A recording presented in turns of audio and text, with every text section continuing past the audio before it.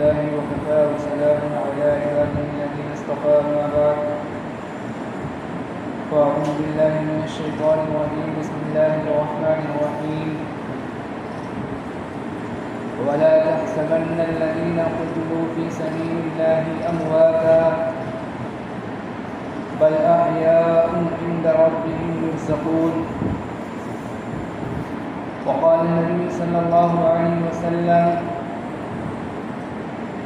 أفضل الصيام بعد رمضان أفضل الصيام بعد شهر رمضان شهر الله المحرم أو كما قال عليه الصلاة والسلام.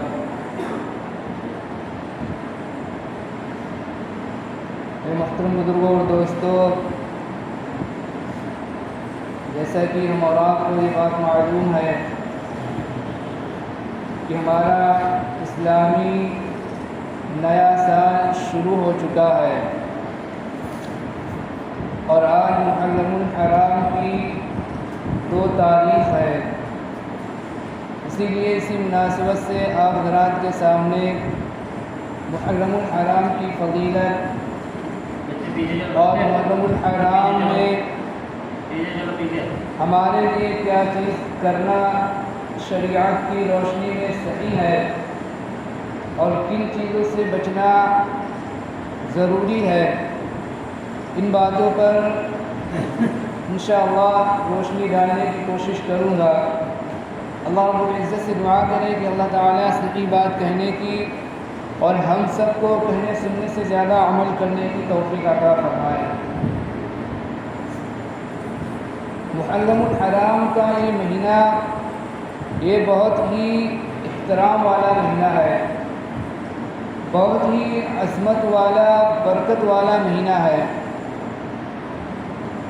اور یہ اس کا محترم ہونا زمانے جاہلیت سے ہی چلتا چلا آ رہا ہے. زمانے جاہلیت میں بھی لوگ محرم الحرام کے مہینے کی بہت ہی قدر کیا کرتے تھے، بہت ہی احترام کیا کرتے تھے. چنانچہ جب محرم الحرام کا مہینہ شروع ہوتا تو لوگ لڑائی جھگڑے کو ختم کر دیتے تھے، چھوڑ دیتے تھے. جنگ و جدال، آپس میں لڑائی جھگڑا جو ان کے درمیان چلتا چلا آ رہا تھا، لیکن جب محرم الحرام کا مہینہ آتا تھا تو زمانے جاہلیت میں بھی لوگ اس کا بہت احترام کرتے تھے اور آپس کی جو لڑائی جھگڑا جنگ و جدال وہ روک دیتے تھے. اسلام جب آیا تو اسلام نے بھی اس محرم الحرام کے مہینے کے احترام کو باقی رکھا. اللہ رب العزت نے قرآن مجید کے اندر ارشاد فرمایا إِنَّ عِدَّةَ الشُّهُورِ عِندَ اللَّهِ 12 شَهْرًا فِي كِتَابِ اللَّهِ يَوْمَ خَلَقَ السَّمَاوَاتِ وَالْأَرْضَ مِنْهَا 4 حُرُمٌ، کہ اللہ تعالیٰ کے نزدیک مہینوں کی جو تعداد ہے وہ 12 ہے اللہ کی کتاب میں. جس دن سے اللہ رب العزت نے زمین اور آسمان کو پیدا کیا، یوم خلق السماوات والارض منہا 4 حرم، اور ان 12 مہینوں میں سے 4 مہینے جو احترام والے ہیں، عظمت والے ہیں.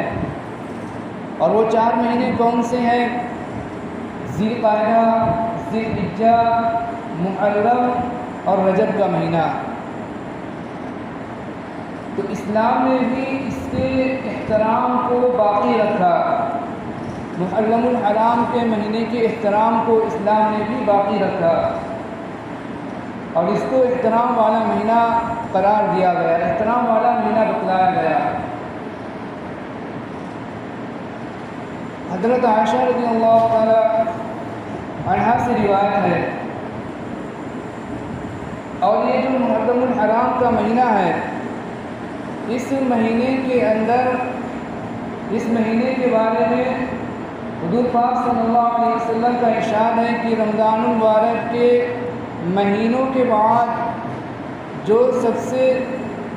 افضل جو روزے ہیں رمضان المبارک کے مہینے کے بعد افضل جو روزے ہیں وہ محرم الحرام کے مہینے کے روزے ہیں، رمضان المبارک کے مہینے کے روزے کے بعد۔ چنانچہ حضور پاک صلی اللہ علیہ وسلم نے حدیث پاک کے اندر ارشاد فرمایا افضل الصیام بعد شہر رمضان شہر اللہ المحرم، کہ رمضان کے روزوں کے بعد اگر کسی مہینے میں روزے رکھنا افضل ہے تو وہ محرم الحرام کا مہینہ ہے۔ اس مہینے کی جو نسبت ہے وہ اس حدیث پاک کے اندر ہم اور آپ دیکھیں، محرم الحرام کے مہینے کی جو نسبت ہے وہ اللہ تعالیٰ کی طرف کی گئی ہے، شہر اللہ المحرم، کیوں اللہ کا مہینہ ہے محرم الحرام۔ تو اس نسبت کی وجہ سے بھی ہمیں اور آپ کو اس مہینے کی عظمت اور اس مہینے کی جو رفعت اللہ تعالیٰ نے رکھی ہے اس کا اندازہ لگایا جا سکتا ہے، اس کا پتہ چلتا ہے۔ حضرت عائشہ رضی اللہ تعالیٰ عنہ سے مروی ہے کہ قریش جو زمانے جاہلیت کے اندر بھی اس عاشورے کا دن کا محرم الحرام کی 10ویں تاریخ کا روزہ رکھتے تھے، اور حضور پاک صلی اللہ علیہ وسلم بھی روزہ رکھتے تھے، لیکن جب آپ صلی اللہ علیہ وسلم نے ہجرت کی، ہجرت کرنے کے بعد بھی آپ صلی اللہ علیہ وسلم نے عاشورے کا روزہ رکھا اور صحابہ کو بھی حکم دیا روزہ رکھنے کا۔ پھر جب رمضان المبارک کے مہینے کے اندر روزوں کی جب فرضیت کا حکم نازل ہوا تو آپ صلی اللہ علیہ وسلم نے فرمایا کہ جس کا جی چاہے وہ 10 محرم الحرام کا روزہ رکھے اور جس کا جی چاہے وہ نہ رکھے، اختیار دے دیا صلی اللہ علیہ وسلم نے۔ رمضان المبارک کے مہینے کے بعد جو افضل جو روزے ہیں وہ محرم الحرام کے مہینے کے روزے ہیں۔ اسی طرح حضرت موسیٰ علیہ السلام بھی اس 10ویں محرم الحرام کا روزہ رکھتے تھے۔ اس کی وجہ یہ ہے کہ اللہ رب العزت نے حضرت موسیٰ علیہ السلام کو فرعون سے اور فرعون کے ظلم و ستم سے جو نجات عطا کی تھی، جو چھٹکارا اللہ تعالیٰ نے حضرت موسیٰ علیہ السلام کو عطا کیا تھا، وہ جو 10ویں محرم الحرام تھا، محرم الحرام کی 10ویں تاریخ تھی۔ اس لیے اس شکرانے کے طور پر حضرت موسیٰ علیہ السلام بھی 10 محرم الحرام کا روزہ رکھتے تھے، اور پھر یہودی بھی حضرت موسیٰ علیہ السلام کے بعد 10 محرم الحرام کا روزہ رکھتے تھے۔ حضور پاک صلی اللہ علیہ وسلم نے یہودیوں سے پوچھا کہ تم 10 محرم الحرام کا روزہ کیوں رکھتے ہو؟ تو انہوں نے بتلایا کہ اللہ تعالیٰ نے حضرت موسیٰ علیہ السلام کو فرعون کے ظلم و ستم سے اسی دن نجات عطا کی تھی، اس لیے اس شکرانے کے اندر ہم جو 10 محرم الحرام کا روزہ رکھتے ہیں۔ پھر آپ صلی اللہ علیہ وسلم نے فرمایا کہ جب تم روزہ رکھتے ہو 10 محرم الحرام کا تو ہم اس کے زیادہ مستحق ہیں کہ ہم 10 محرم الحرام کا روزہ رکھیں۔ حضرت ابن عباس رضی اللہ تعالیٰ عنہ سے مروی ہے کہ حضور پاک صلی اللہ علیہ وسلم نے 10 محرم الحرام کا روزہ رکھا، اور آپ صلی اللہ علیہ وسلم نے صحابہ کو بھی روزہ رکھنے کا حکم فرمایا۔ تو صحابہ نے حضور پاک صلی اللہ علیہ وسلم سے عرض کیا کہ یا رسول اللہ صلی اللہ علیہ وسلم، یہ 10 محرم الحرام کا جو دن ہے یہ یہودیوں کے نزدیک تعظیم والا دن ہے، عظمت والا دن ہے۔ تو حضور پاک صلی اللہ علیہ وسلم نے فرمایا کہ اگر اللہ تعالیٰ نے چاہا تو آئندہ سال ہم جو 9 کا بھی روزہ رکھیں گے، یعنی 10 محرم الحرام کے ساتھ 9 محرم الحرام کا بھی روزہ رکھیں گے۔ لیکن اللہ تعالیٰ کا کرنا ایسا ہوا کہ حضور پاک صلی اللہ علیہ وسلم اگلا محرم الحرام کے آنے سے پہلے ہی اللہ تعالیٰ کو پیارے ہو گئے، اللہ تعالیٰ کو حضور پاک صلی اللہ علیہ وسلم پردہ فرما گئے۔ لیکن چونکہ آپ صلی اللہ علیہ وسلم نے یہ کہا تھا، آپ صلی اللہ علیہ وسلم کا یہ ارشاد تھا کہ اگر اللہ تعالیٰ نے چاہا تو میں 9 محرم الحرام کا بھی روزہ رکھوں گا، تو صحابہ نے آپ صلی اللہ علیہ وسلم کو اس ارشاد کے پیش نظر 9 محرم الحرام کا روزہ رکھا اور 10 کا بھی روزہ رکھا، اور بعد میں 9 کا 10 کا رکھا اور 11 کا روزہ رکھا۔ 9 محرم الحرام کا، 10 محرم الحرام کا، اور بعد میں 10 کا اور 11 محرم الحرام کا روزہ رکھا۔ تو یہ جو محرم الحرام کا جو مہینہ ہے، یہ مہینہ جو بہت ہی عظمت والا مہینہ ہے، بہت ہی احترام والا مہینہ ہے، بہت ہی یہ برکت والا مہینہ ہے محرم الحرام کا مہینہ۔ لیکن ہم اور آپ نے اس کے اندر نہ جانے کیا کیا باتیں رائج کر دیں، نہ جانے کیا کیا رسومات اور چیزیں اس محرم الحرام کے اندر ہم نے اور آپ نے اپنی طرف سے ایجاد کر دی، لوگوں کو دیکھا دیکھی، دوسروں کو دیکھا دیکھی، جو لوگ دوسرے کرتے ہیں، جو اسلام کے دشمن ہیں، جو لوگ جو وہ کام کیا کرتے ہیں، ان کو دیکھا دیکھی ہم نے بھی وہ کام کرنا شروع کر دیے۔ چنانچہ بہت سارے لوگ ایسے ہیں جو اس محرم کے مہینے کو رنج کا مہینہ کہتے ہیں، جو لوگ بہت سارے لوگ ایسے ہیں جو اس محرم الحرام کے مہینے کو غم کا مہینہ کہتے ہیں، رنج کا مہینہ کہتے ہیں، اور وہ یہ سمجھتے ہیں کہ اس مہینے کے اندر کوئی خوشی کا کام نہیں کرنا چاہیے، کوئی شادی برات نہیں کرنا چاہیے، کوئی تقریبات نہیں کرنا چاہیے۔ حالانکہ اگر ہم اور آپ دیکھیں کہ خود اگر ہم اور آپ دیکھیں کہ شادی سے متعلق بھی بہت سارے لوگ یہ کہتے ہیں کہ محرم الحرام کے مہینے کے اندر شادی نہیں کرنا چاہیے۔ حالانکہ ہم خود اگر دیکھیں تو حضرت علی رضی اللہ تعالیٰ عنہ کی شادی جو حضرت فاطمہ رضی اللہ تعالیٰ عنہ سے جو ہوئی تھی وہ محرم الحرام کا مہینہ تھا، محرم الحرام کے ہی مہینے کے اندر شادی ہوئی تھی۔